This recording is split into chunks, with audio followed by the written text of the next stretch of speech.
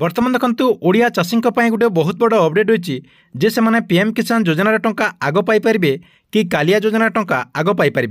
ओडिया चाषी भाई मैंने क्यों योजना टंका सर्वप्रथमे पाइपर ए नहीं गोटे अपडेट होती जहाँकि आपने वीडियो माध्यम पूरा डिटेल जानीपारे से भिडियोटी को शेष पर्यंत देखंतु। ता पूर्व वीडियो को गोटे लाइक कर दिंतु एवं जो मैंने चैनल को नुआ आसते चैनल को सब्सक्राइब कर पाखर बेल आइकन को क्लिक करके ऑल नोटिफिकेशन ऑन कर दिंतु।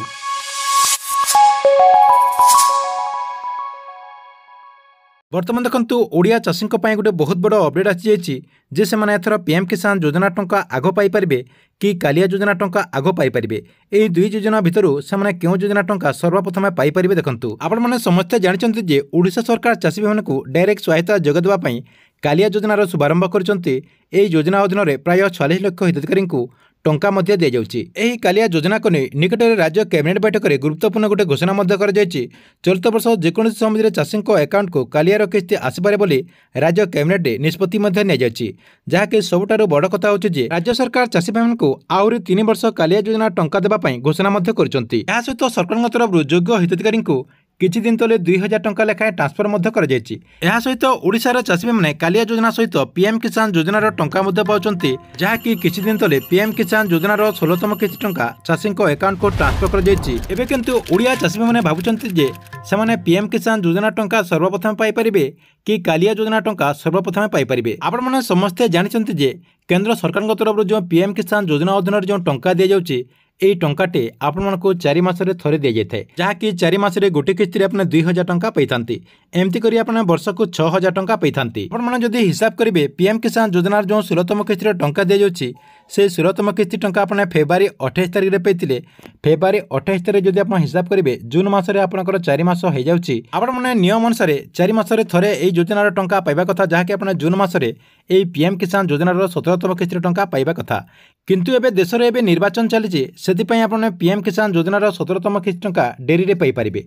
देखंतु आपने समस्ते जानते जे निर्वाचन टाइम रे कौनसी टंका सरकार तरफ दि जान थाए एबे किंतु पीएम किसान योजनार 17तम किस्ती टंका को ने गोटे बहुत बड़ अपडेट सामना को आछि जहाँकि प्रधानमंत्री नरेंद्र मोदी एई योजनार केते तारिख रे टंका दि जाइबो घोषणा करि परंती। किछि मीडिया सूत्ररु जणा पड़छि जे जून 10 तारिख माननीय प्रधानमंत्री नरेंद्र मोदी शपथ ग्रहण करिवे। जून 10 तारिख रे माननीय प्रधानमंत्री नरेंद्र मोदी शपथ ग्रहण कला परे से दिन सरकार तरफ चाषी भाई अकाउंट को पीएम किसान योजनार 17तम किस्ती टंका केबे दि जाइबो तारिख घोषणा मध्य करि पारंती बोली आशा करा जाउछि। जदि सरकार तरफ पीएम किसान योजनार 17तम किस्ती जून 10 तारिख रे घोषणा करा जाय ताले 10 रु 15 दिन भितर पीएम किसान योजनार टंका चाषी अकाउंट को आसीजिबो बोली तथ्य मिलिछि। एतो थिला पीएम किसान योजनार 17तम किस्ती टंका को नहीं जहाँकि 17तम किस्ती टंका चाषी मैंने जून मासर शेष सप्ताह किंबा जुलाई मासर प्रथम सप्ताह पाइपर। ता सहित देखंतु कालिया योजना टंका चाषी मैंने केबे पाइपर।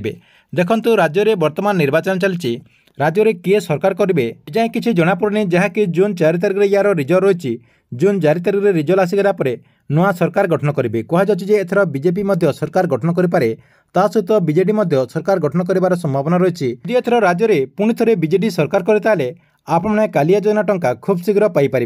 ता सहित आपने कालिया योजना टंका अधिका पाइबार संभावना रही।